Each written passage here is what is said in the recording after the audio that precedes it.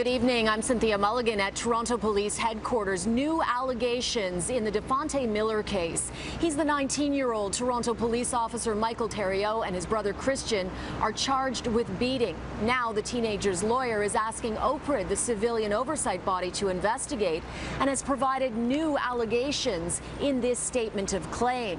This statement of claim includes two police chiefs and 15 officers amidst allegations of a massive cover-up and a shoddy police investigation.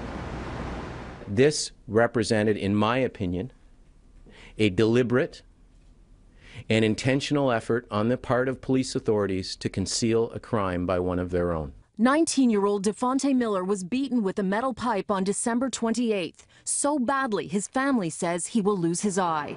Neither the Toronto force nor the Durham force where the assault occurred notified the SIU. The police oversight body was only contacted 4 months later by Julian Faulkner, the family's lawyer. He claims there has been a massive cover-up, and his statement of claim to OPRID reveals the allegations in new detail. It claims Durham investigators blindly accepted the accounts of the Theriault brothers, and Miller was initially charged with assaulting them, despite the fact Constable Theriault did not suffer any injuries, and his brother Christian suffered a scratch at the base of his thumb. He was diagnosed with a concussion, although x-rays showed no signs of any injury. The document also alleges Durham failed in its investigation by not determining if Miller's fingerprints were found on the metal pipe, and that investigators did not take a statement from a witness who called 911. And there is more. As City News first told you, the Theriault's father, John Theriault, is a Toronto detective in the Professional Standards Unit. That's the department that assesses if the SIU should be notified if an officer is involved in a civilian injury.